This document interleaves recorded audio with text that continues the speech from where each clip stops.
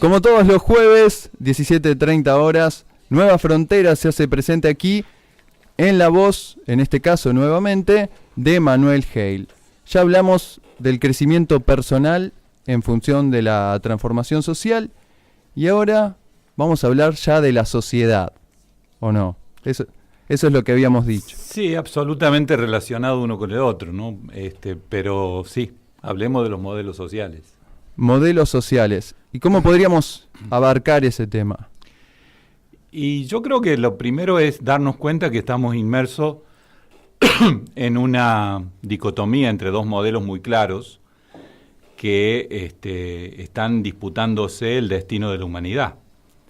Sí. Hay un modelo que es el que está impuesto y el que nos quieren hacer creer que es el único posible, que es el modelo donde todos competimos contra todos, donde cada uno se salva como puede, donde se van rompiendo los lazos del tejido social, donde se van rompiendo las conexiones asociativas, donde se van desarmando las organizaciones, y otros que nos resistimos a eso y creemos que no tenemos buen destino, sobre todo quienes nuestra única riqueza es nuestra capacidad de trabajo, si nos desarman y nos dejan a cada uno por su lado.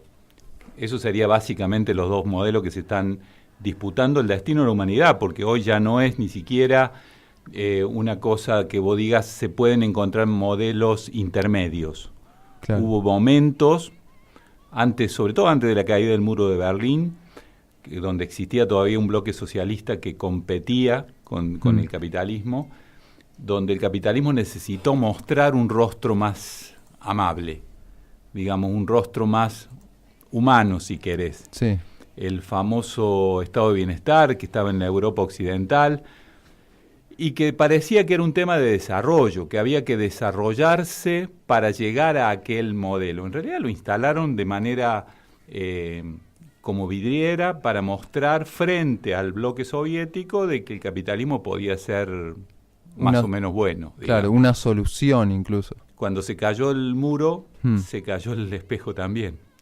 Y hay que ver los países de Europa ahora, aquellos tan desarrollados hoy están luchando para que no ganen los fascistas, por ejemplo, ¿no?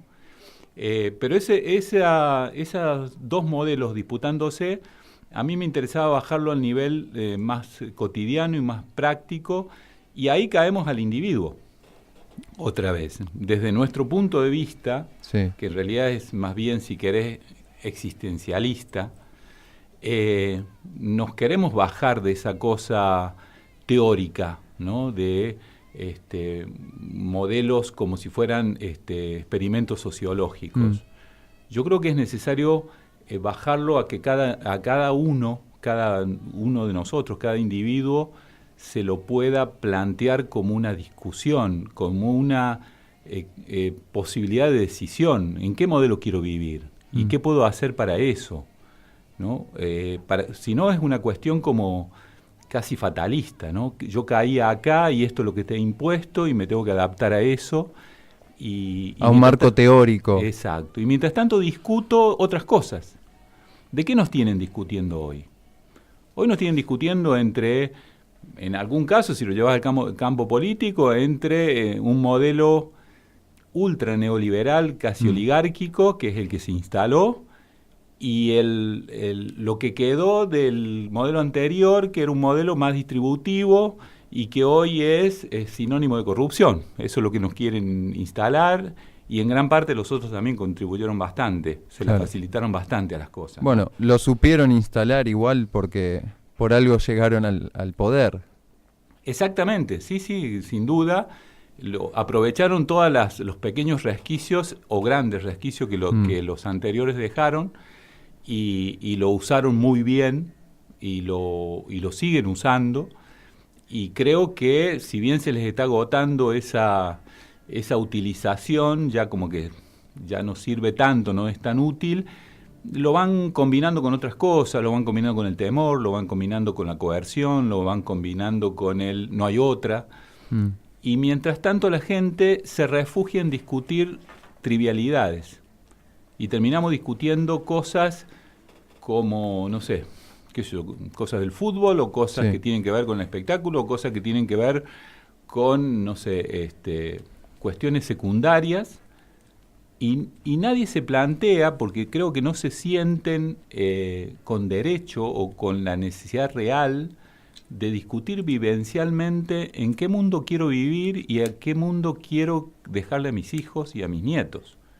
Y de alguna manera ese era el planteo que traíamos hoy, como una especie de llamado de atención a volvamos a discutir lo importante. Claro. ¿No? Y en este sentido, vuelvo a repetirte el querer bajarlo al individuo, porque, a ver, Lenin, que era un representante de una de las propuestas anticapitalistas más difundidas, que era el marxismo, decía que todas las relaciones humanas son superestructuras de las relaciones económicas. O sea, que el eje es la economía. Entonces, lo que deberíamos estar discutiendo en ese sentido sería, bueno, ¿qué proponemos? ¿Una economía capitalista o una economía más colectivista, que se podría ser socialista, etcétera, etcétera? Nosotros creemos que ahí estuvo de alguna manera una de las claves de que terminara derrotada esa propuesta. Sí. Porque no dejaba de ser una contracara materialista de la mirada filosófica de la vida. Nosotros planteamos la cosa más vivencialmente. Nosotros creemos que todas las relaciones, parafraseando a Lenin, todas las relaciones sociales, incluidas las económicas, y las personales, son superestructuras de la relación de cada uno con su propia vida. Que entonces la discusión es, ¿cómo quiero vivir? Otra vez. Y a partir de ahí, ¿qué puedo hacer al respecto? Claro. ¿No? Pero entonces, en principio hacerse esa pregunta.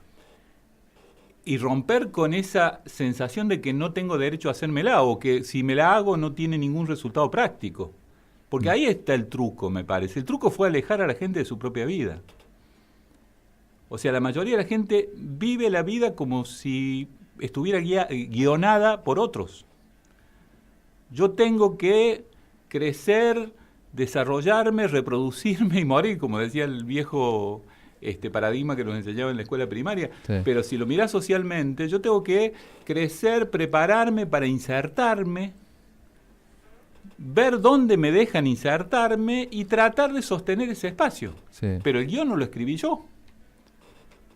¿Y No. qué pasa? Que donde además, hoy, con el desarrollo tecnológico, el capitalismo ni siquiera tiene lugar de inserción para todos.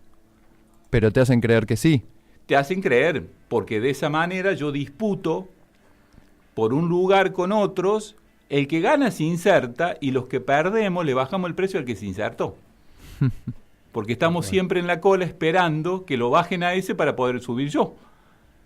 O sea, vos fíjate que este truco empezó al comienzo del capitalismo, porque el primer paso que da el capitalismo fue separar al trabajador del producto de su trabajo.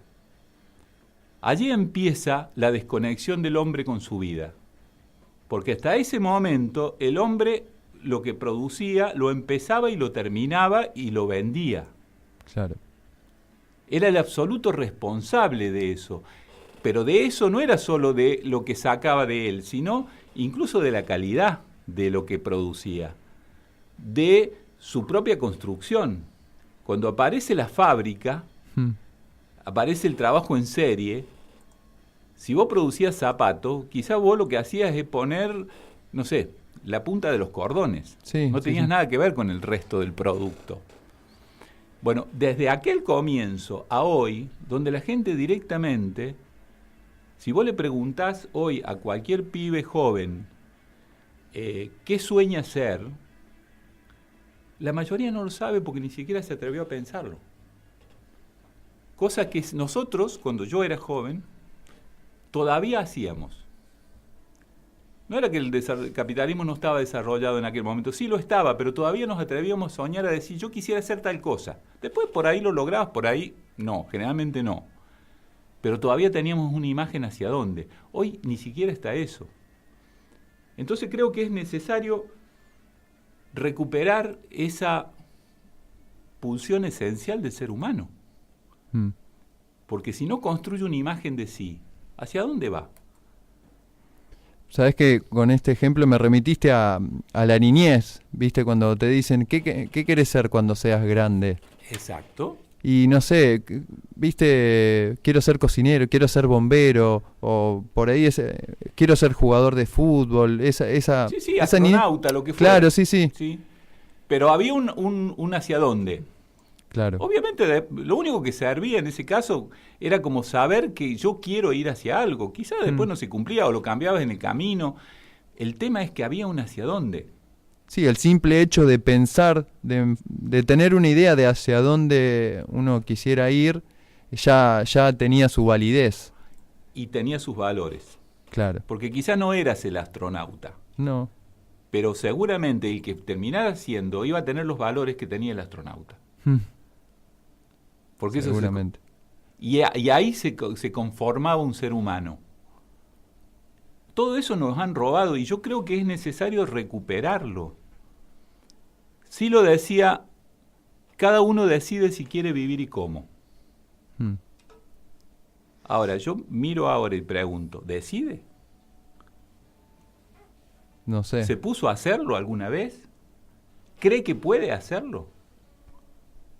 ¿En qué momento decidimos que la propiedad vale más que la vida? Sí, no sé si lo decidimos eso. Yo creo que no. Sin embargo, parece que lo decidimos. Porque hay un contrato social en el que la propiedad vale más que la vida. Y te lo hacen saber. Sí. Lo único que no se puede tocar es la propiedad. Después se puede matar, se puede violar derechos, se puede negar derechos al punto de festejar que se nieguen los derechos y 2 días después se murieron 3 mujeres más, conocidas. Hay otra que ni siquiera nos enteraremos. O sea, ¿en qué momento se decidió que la naturaleza es algo ajeno a nosotros y que nosotros tenemos que relacionarnos con ello de manera de explotarla? Y cuando entramos a explotar la naturaleza, como nosotros también somos naturaleza, terminamos aceptando que nos exploten a nosotros. O sea, ¿en qué momento decidimos eso? Y yo creo que es imposible recuperar el rumbo de la humanidad si no partimos de ahí. De lo esencial de la vida humana, de cada uno de los individuos, y a partir de ahí, los que decidamos que queremos vivir en paz, sintiéndonos acompañados, sintiéndonos contenidos, sintiéndonos comprendidos, recuperar los modelos de asociación, de reconexión, de reunión, de religión. Sí, también, bueno, entra en juego la fuerza interna, creo, porque quien decida, quien piense, quien tome noción, quien se haga esa pregunta de decir cómo quiero vivir, si quiero vivir, se va a topar con muchos obstáculos. Y ahí va a tener que trabajar su fuerza interna. Vamos conectando de alguna manera cada uno de los temas que hemos ido tocando. Porque si yo no me aprendo a decir que no, por ejemplo, y voy a seguir siendo preso del dueño de la zanahoria. Claro. ¿No? Yo tengo que saber, bueno, decirme que no a la zanahoria en determinado momento y trabajar conmigo para que esas ganas de zanahoria las pueda dominar yo y no que la domine el dueño de la zanahoria. Y después tendremos que ver cómo nos juntamos con otro y cultivamos nuestra propia zanahoria, que es lo que estamos intentando hacer en Nuevas Fronteras con el proyecto de la balsa, que es del que vamos a hablar en la próxima columna. Bien. Bueno, entonces, esto es tarea para la casa, vendría a ser, de sentarse a reflexionar un poco. Sí, yo creo que es tarea para la vida de cada uno, porque de última es apelar a que cada uno se encuentre con esa pregunta y se pregunte, incluso, ¿en algún momento me consultaron sobre lo que se va decidiendo? ¿En algún momento me consultaron de que yo voy a terminar debiendo 300 millones de pesos solo por nacer en este país?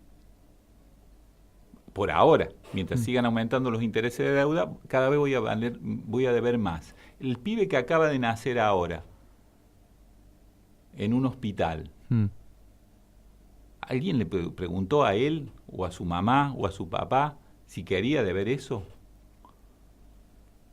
Y pagarlo después con calidad de vida, con calles no asfaltadas, con hospitales sin insumos, o con médicos mal pagos, o con escuelas horribles.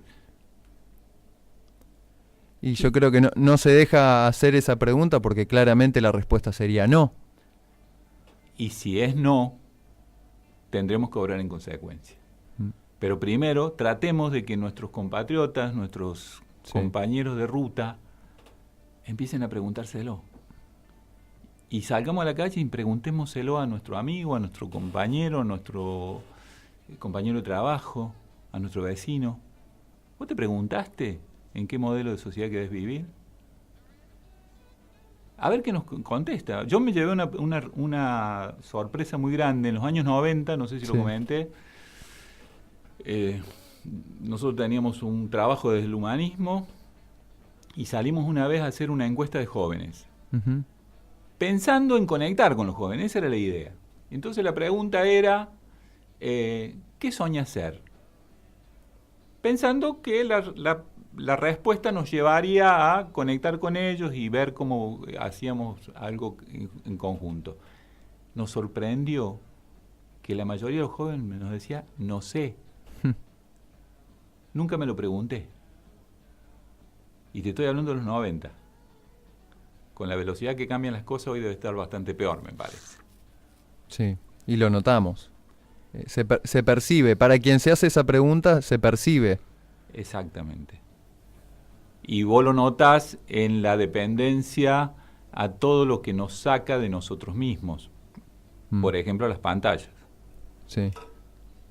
Hoy creo que si le sacás la pantalla a cualquiera, no, iba a decir cualquier pibe, pero creo que a cualquiera, incluso los adultos, entra en un síndrome de abstinencia, ¿no?